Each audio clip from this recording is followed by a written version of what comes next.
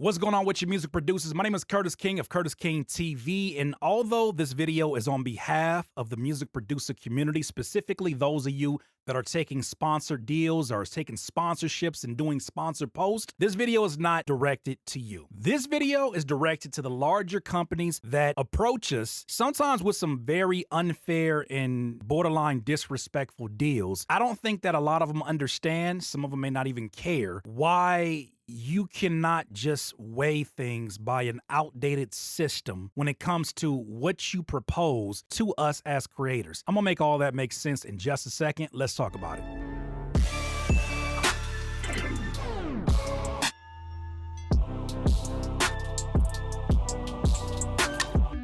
Okay, music producers, first and foremost, if you like today's content, make sure that you hit the like button. If you want to stick around for more producer-related content, absolutely do that. But like I said before, this video is not directly to music producers, but really speaking on our behalf and speaking from a perspective that we don't often get to hear. Mostly it's us as influencers, our producers, our, brand ambassadors talking to you, the producer that doesn't have any of these deals. But today I'm speaking on behalf of us. For those of you that will do this eventually as you create more content, or for those of us that already are creating sponsored content. Now, let's kind of define a little bit about what this is and why companies do this. Generally, when a company has a campaign, let's say for a new plugin, a new VST, a new DAW, and or maybe a new update. Part of their rollout, marketing-wise, when they speak to their team or their staff of about 2 or 4 that are in charge of the marketing, is create original social media content. Part of that is respond back to comments, and even people saying negative things, respond back to them in a timely manner, right? Basically, make us look good on these social media platforms and make sure that the folks who are following us know about what we have going on. But those are the diehards. They already know. What about the people who are similar to the demographic they're already talking to, but for some reason they just can't get to them? For example, maybe they say, you know what, we want to get to African-American producers between the ages of 18 to 35, but for some reason our company is having issues getting to them. Let's see, who does have a good influence over that demographic? Curtis King. Cool. Well, let's reach out to him. Now, I personally have done probably 20 to 30 brand deals in my years of being a music producer. It could have been significantly more had I said yes to everything. But in the very early stages, I understood what these companies are asking of me when I'm taking a break from my usual content to help their campaign. I am putting at risk the hard work and the time that I have dedicated to my audience to build their trust. These are things a lot of creators are not thinking of, and I know the companies are not thinking of because they're thinking about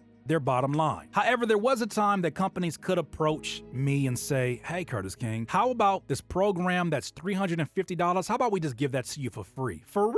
For free? Yes, for free. Well, maybe you can just share a little bit about it on your channel, and maybe you could talk about it and, in a semi-positive light, if you don't mind. Maybe you could just kind of cover it, do a walkthrough, a tutorial.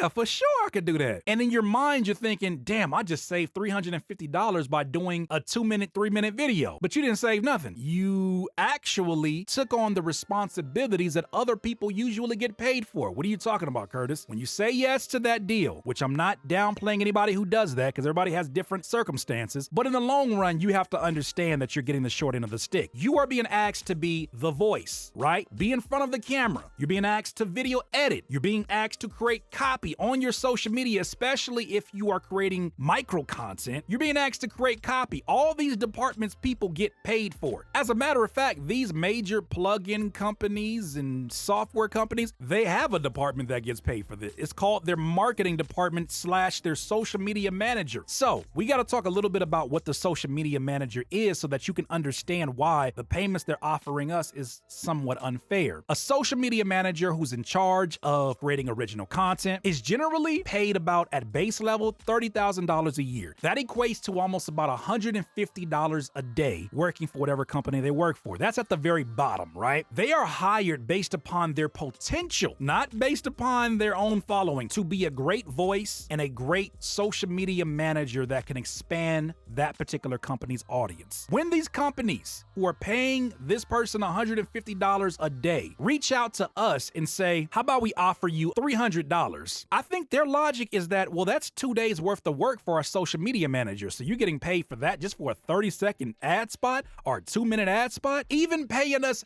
double that daily amount for that social media manager at $300 is a slap in the utter face, because you're not paying us based upon the potential we have. You're paying us based upon what we already have. As personal brands, because we're not logos, we're music producers with personal brands. We already have an audience that follows us based upon the value we have given and the trust that we have built with that audience. You are paying us as content creators because you can't pay for people's trust for a demographic that you otherwise would have an issue trying to circumvent. But more importantly, as personal brands, sponsored posts that we do sometimes, they put that trust that we have built with our audience to the test, because we're telling our audience, hey, I stand by this, and I think that this will be a great investment of your money and time based upon me doing this video. Every time we recommend a product that doesn't deliver or is underwhelming, we as personal brands deal with the long-term consequences. Not Amy, who's your social media manager. Now, I know there's gonna be naysayers probably in the comments that are probably music producers are gonna say, well, just say no to these deals. Why do you need them? In the right scenario, these can actually help you build with a company, and not only build a rapport, but long-term, it can actually help out both brands. Ideally, when things are going right, you're supporting a brand that you would support for free, and you're aligned with them, and the higher they go up, the higher you go up, the better of a benefit in a relationship it is for both sides. Also, if it's a company that's doing their due diligence and you're somebody that was in on the beginning of it, and the company makes a product that changes people's lives, they remember you both. There are great benefits when the relationship and when the deals are fair. So then another conversation would be, well, why don't you just ask for more money? In the situations in which I have asked for more money, I have had opportunities where the company said, okay, let's discuss this with our own team and see if we can make this budget happen. Sometimes they talked to the team, they came back, and they were able to work out a deal based upon the terms that I had set. But most of the time, they like to come back and start to ironically neg you. And when I say neg, they want to break you down based upon your social media metrics and why you don't deserve that dollar amount. We usually give this to somebody who has over 20,000 followers. You know the funny thing about that? When you're talking about people and their influence, and you're talking about what they're actually doing, even on their posts that perform really well, you can make an argument that folks with a larger following may not necessarily have the same power to make their audience buy as the person that has a smaller audience but a more engaged audience that is there. Let me give you an example. On Drake's social media account right now, he has about 82 million followers, okay? One post that's doing really, really well for him that is not a sponsored post is this post where he's kind of like mocking Klay Thompson. He did sort of like a remix using the IG story feature. His post, which has limited comments, has about 1.3 million likes. If you do the math of his views compared to how many people are actually following him, you're talking about on that post that is performing really well for him and actually going viral with 1.3 million likes, and you're talking about 6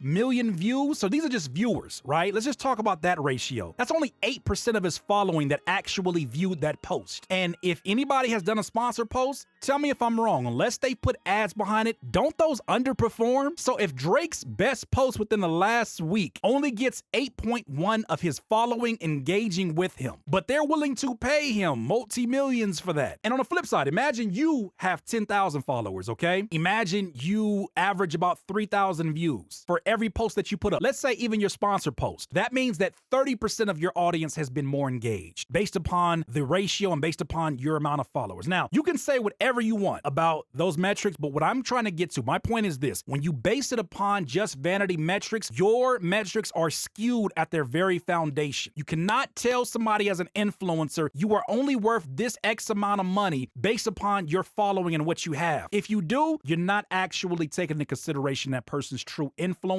and the risk that they take when they do this. Companies, you are paying for more than just ad space and exposure in front of our audiences. You are asking us to leverage the work and time that we have invested within our music communities. And this is the last point I want to make. We as personal brands have overhead too. I understand the bigger the company, the more money they're making, the more overhead, right? We've already had a discussion about net income versus gross income, right? Just because a company's making tons of money doesn't mean they're making tons of profit. I get that. But we're talking about you operating on a different playing field, when we're talking about you having a team of people and you reaching out to someone that is an influencer that is employing independent freelancers just like myself, you're talking about I have a video editor that is taking care of the video edit. Shout out to Jay Anime who's editing this video. You're talking about a graphic designer sometimes that I must employ to create the thumbnails. And more importantly, you're talking about the man hours that are dedicated to editing, re-editing, creating mini content, creating all these things that you have people that you are paying full salary for. It just doesn't make a lot of sense. Everybody's situation is different. But when you come to me and my team and you approach me with $300 and you know it's not the same thing that you're offering to all your creators, and you know that you have the opportunity to pay more, and when I push on it, you say, we just don't have it. It's insulting. There's a lot of things that go on this end that either you already know about or you don't know about, which is the purpose of this damn video. It's time for us as content creators to know better so that we can do better. And then in turn, it's time for us to know our worth so that we know what to ask for. And even better than that, know what's not for us. Everybody's situation is different. You want to take that deal, you take that deal. My solution is this. Take into consideration that every single time you ask someone to do a sponsored post, you are asking them to put all of their hard work, all of their time, their money, their future, the folks that they're providing for. You're asking them to compromise that in the name of your campaign. You're asking them to be a voice, to be an ambassador, but you're paying them like you would somebody who's delivering food. You're giving them tips. It is time to treat us with the respect and the work that we do, because you know, no matter how much money you have, you cannot buy people's trust. That's why you reach out to us. Okay, music producers and or companies that have been watching today's video, I want to say thank you for watching this video. Whether you choose to do something different with it or not, none of my business. But when you approach me and you approach Curtis King TV and this brand that we're building, do not insult us, because you will probably get left on silent. Now, I don't play that, and neither do the producers in this community play that. It is so much easier for me to just say no than to put my company on the line in the name of your company. And I'm a person that would much rather build this thing from scratch with my bare hands than to have you pay me a whole lot less than what I'm worth. Like I always say, in this life, you will not be full of life until you decide to live life to its fullest. Once again, it's Curtis King of Curtis King TV. Have a good one. Peace. Look up, Nazi. Say cheese.